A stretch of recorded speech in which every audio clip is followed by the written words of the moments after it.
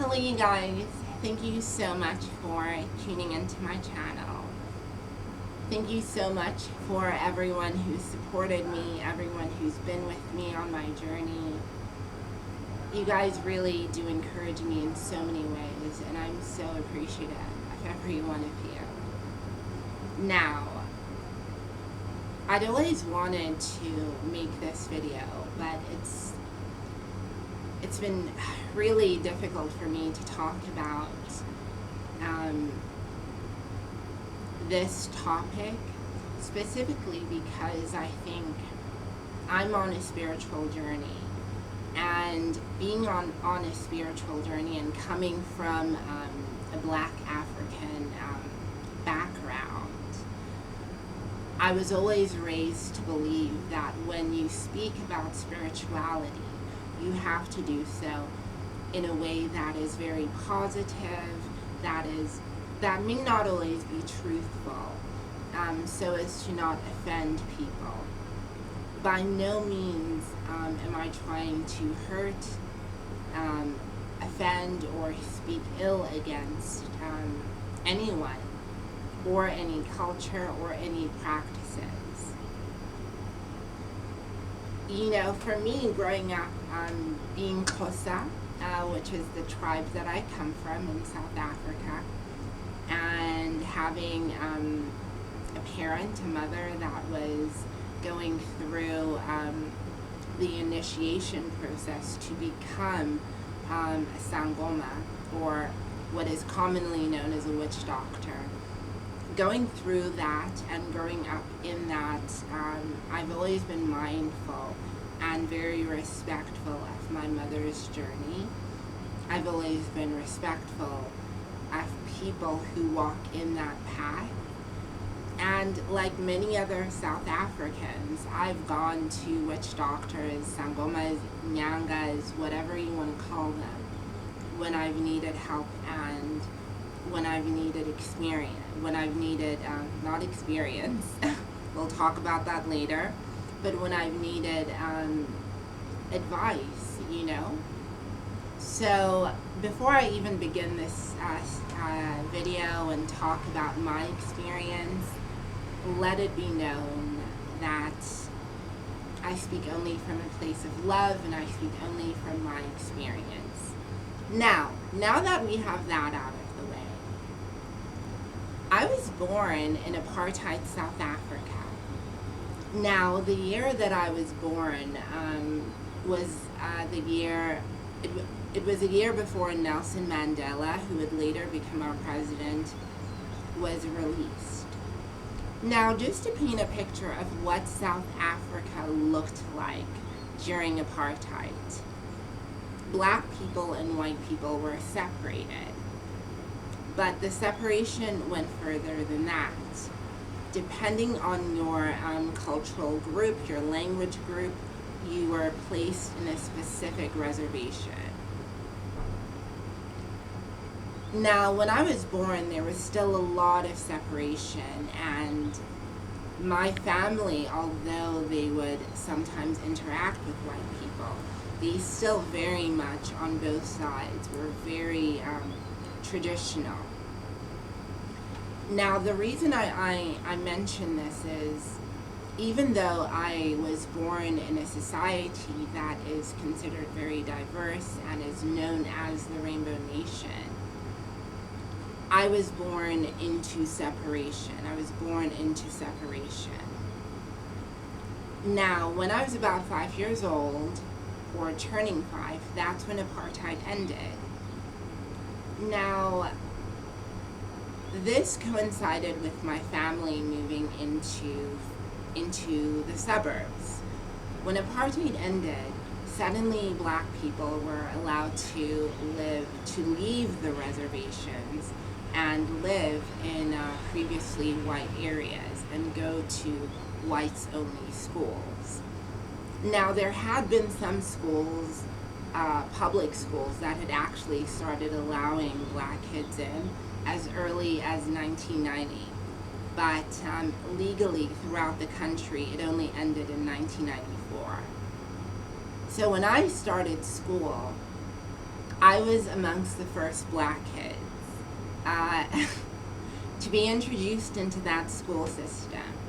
And back then, you know that church and state were not separate. And I had the privilege of going to a Christian school. I went to an ACE school, which is short for Accredited Christian Education.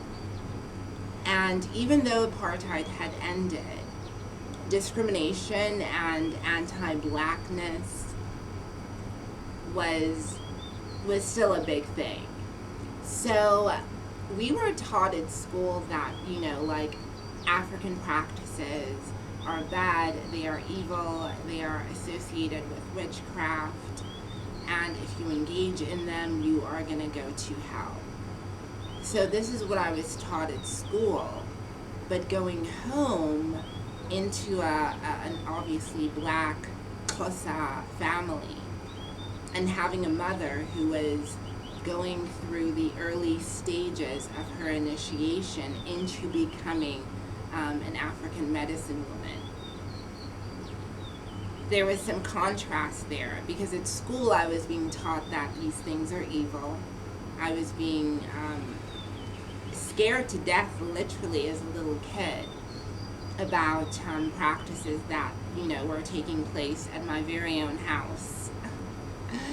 And at home, I never felt comfortable enough to ask questions about, you know, why are we doing this? Why do we do this? Where does this come from? I just observed. Now, I can honestly say that there are some beautiful and wonderful aspects of African spirituality. There are amazing aspects of it, but I only realized this later on in life. As a kid, to be honest, when I saw people throwing bones or speaking to ancestors, which were, you know, deceased relatives, that scared me. When I had to take part in ceremonies, that scared me. And I remember literally I must have been 7 or 8 years old, when my mother had to do her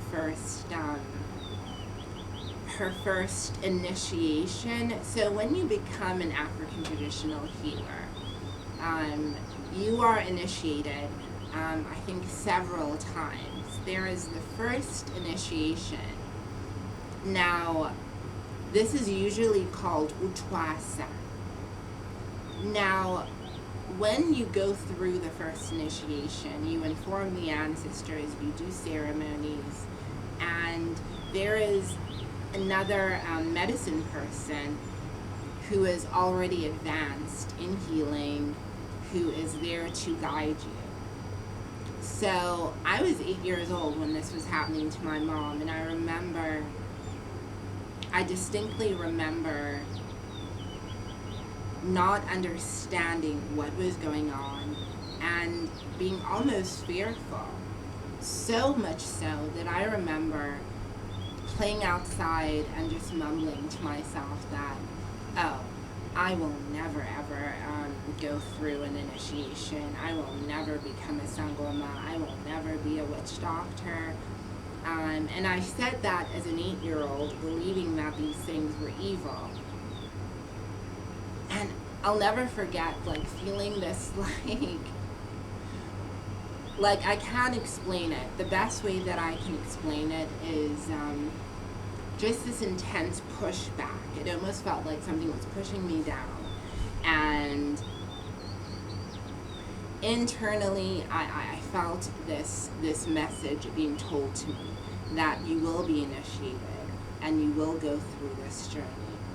And I remember, like, clearly getting up and looking up into the heavens as an 8-year-old kid. And I'm not sure if I was having a panic attack. I'm not sure if I was just having an overactive imagination. But I looked up into the heavens and I said, you'll have to end me first. You'll have to unalive me first. And I remember falling down because, again, I felt like I'd been pushed down. And it being made known to me that you will. You will. There is no way to sort of like avoid being initiated. If you are called to be a medicine man or medicine woman, it is in your soul contract. It is something that was decided by you before this life even began. So I understood that as a kid. And that scared the living daylights out of me, because let's be real, if you come from South Africa and you've actually met sangomas or medicine men or medicine women and witch doctors, they're often very intimidating people. They often come across as angry and not always the nicest people. And the claims that they make about being able to talk to people that are no longer with us on this earth are quite frightening. I mean, when I say it gets deep, you have people up in their houses who have like snake skins and skulls of animals, not for the purpose of mounting or a decoration, but for the purpose of, speaking to ancestors and doing rituals. Growing up, there were shrines in my house, all over my house, and I knew what they were for. And it scared me. Although now as an adult, I practice myself, I often wonder, people who go through the process of initiation, people who go through the process of becoming medicine men, medicine women, witch doctors, what have you, and they go through this entire process of being initiated, I often wonder if it would not be wise for them to, as they are growing spiritually and doing all of these things, to also seek, psychological help and speak to a psychologist as they go through these things. And not to make it seem like people who do this are insane or not well. I'm not saying that. What I am saying is that the things that you see when you go through initiation make you feel like you're going crazy. Having to participate in certain rituals can shake you to your absolute core. And it is important to ensure to make sure that your mental health is also being taken care of, because there are too many people in the spiritual community who go through being initiated, whether they are initiated in Africa, North America, wherever, who do not do this with a psychologist, or who don't see anyone else outside of these spiritualists. And it's very easy, and I've seen so many people have mental episodes believing that some spirit is talking to them. Now, as a child, I rejected a lot of African spirituality, primarily because I think me and my mom, our relationship was not at its best all throughout my childhood into my adult years. And I really had an issue just with her as a person growing up. Our personalities clashed. And it was difficult for me to differentiate her from African spirituality, because you need to understand she was the one who introduced me to this through our bloodline, through our family. So it was difficult for me to differentiate her from African spirituality. Now, I want to go back to something I had said earlier, talking about an experience I had when I was 8 where I was pushed back and it was like, you're going to do this like it or not. And there's a soul contract. Now, I personally believe, and this is just me, that before we are born,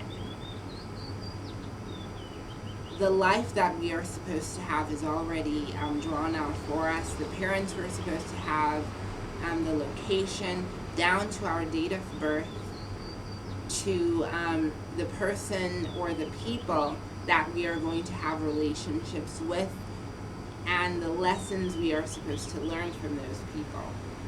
Now, I believe that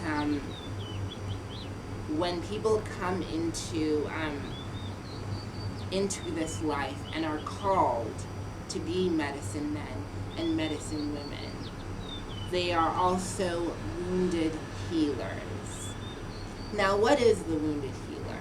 The wounded healer is someone who has been sent here, it is believed, someone who has been sent here to help society, to help people connect to source, to spirit, to their ancestors. But in order for them to do so, they must go through great difficulties themselves in order to understand the challenges that the people that they're going to help have. Now, you can be given this contract, and it is a heavy mantle to carry. And I think many people who go down this path, who are given this contract and who have this enormous burden to carry, I think some of them go crazy along the way. Like not even trying to be mean or whatever. I think some of them get crazy along the way. I think life breaks them down along the way. I think many people become bitter along the way. I think many people become angry along the way. And we start to see those people with very unique and powerful gifts deviate from their calling. Now, I grew up seeing this and seeing so many people that were supposed to be spiritual, supposed to be these great healers, be the exact opposite, be the very same people who cause harm to people. I remember, as a teenager, I had other issues and I had other things that I was dealing with, but many of my friends who would tell me about their families, or I would hear stories from people about their relatives or things that they had done and hexes that they had done. I'd spoken to, there are so many people in South Africa who come from families that have sangomas, nyangas, witch doctors, that it's very easy to meet someone who's either going through that process or has a parent, sibling, or friend who's going through that process. And I'd hear the wildest stories of people hexing ex-boyfriends, sending hexes to other girls that they didn't like. I mean, hell, if I have to be honest, when I was 13, I did a hex. I'm not proud of it, but I stopped. But it was so common. It was so common. But obviously, as I got older, I moved away from that, and I was a Mormon. But I would hear these stories, and I'd always think to myself, if you have access to this great power, I get that you don't want to help people, but why not use your power to, I don't know, help you win the lottery, or help your life get better, or help develop you in some way? And that it always bugged me that people who would be called to be healers would deviate from the path and, you know, become nefarious human beings and just use their abilities for harm, and sometimes, many times, go crazy along the way. It always bothered me that they had access to this great power, but were not using it for healing, even just themselves. It was only when I was, I think, gosh, I was in my late 20s, going into my 30s. My life was falling apart. I had never really entertained African spirituality, only when I was like 13, but I don't really consider that like a big thing that I did.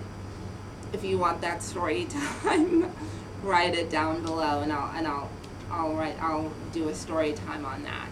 But it was only when I was in my 30s, in my early 30s, or turning 30, and my life was falling apart, where I started to go back to essentially my roots. I started to ask about plant medicine. I started to ask about shamanism. I started to ask about, gosh, even things like ayahuasca. And the more I started to learn about those things, the more parallels that I found, you know, with other practices. And it just circled me back to my roots, essentially, to African spirituality. And it was about, I think, 2021, where I eventually decided, you know what, my life is falling apart.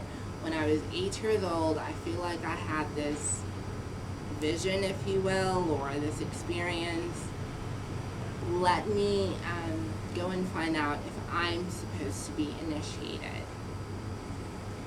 Now, it's funny, I mentioned earlier in the video that I'd had all these issues with my mom, but when I was going back into African spirituality or exploring it, my mom was the first person I went to, because whatever problems I may or may not have had with her, real or imagined, I needed help, and she was a person that was able, who had gone through this, who had gone through being initiated, who understood it, who could help me talk to the right people. So yeah, it was then that I started doing rituals, and a lot of my rituals were focused on myself. I wanted to remove any bad energy that I had picked up on, you know, throughout the years. I wanted to heal my broken heart. I really wanted to get rid of a lot of the depression and the sadness. At that time, I remember feeling like my life was falling apart, and I was feeling like the evil eye was upon me. So I used a lot of herbs and medicines and, you know, salts, and on certain days, or rather on certain full moons, yeah, I would just do rituals, sometimes the entire night, and it was beautiful. It was beautiful. And it helped me heal. It helped me heal. And it was through that journey that I realized that, you know what? The type of spiritualist that I am called to be is different. I may never become an actual Sangoma who throws the bones and does readings on people, but I know that I needed to be initiated into the practices. I know that in order for me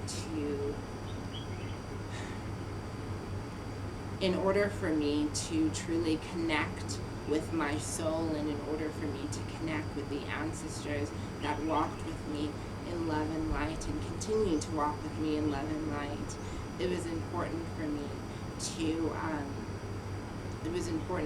to start engaging in these practices. You know, there's a joke in South Africa, like in the Eastern Cape, that a lot of us Xhosa girls, we like to tell each other, like when you talk to another girl who is Xhosa in the Eastern Cape and you find out that she doesn't use herbs, it's kind of like, dude, are there still people in this day and age who do not use herbs?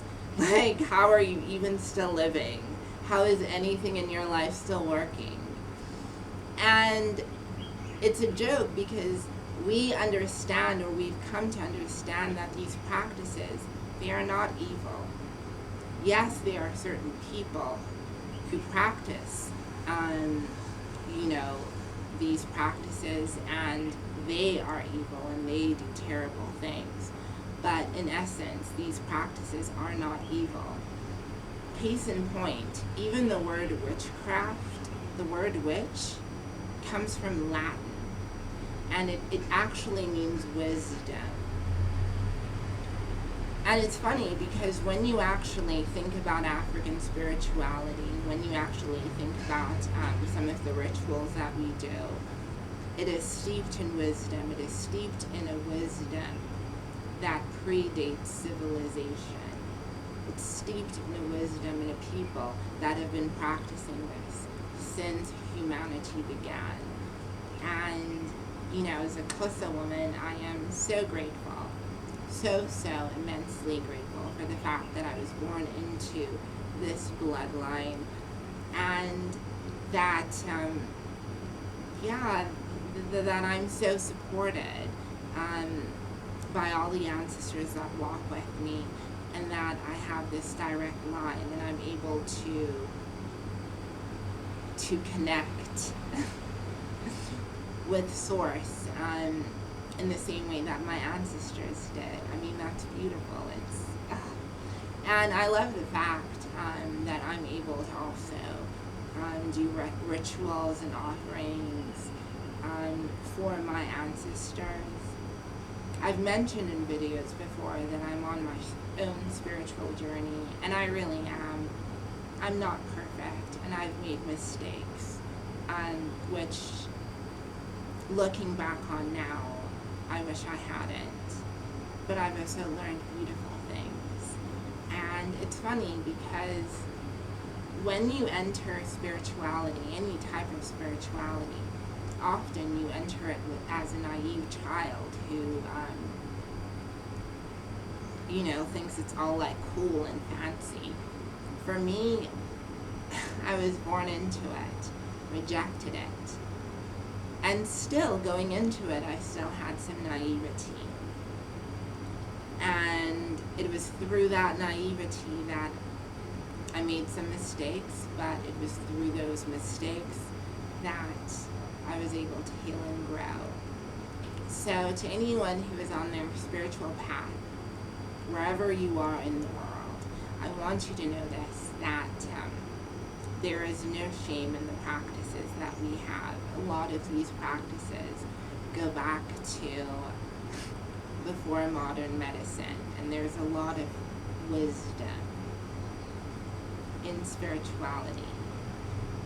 To anyone who is able to sit through this entire video, I send you so much love. I thank you for watching this video. And yeah, I hope to see you again in another one.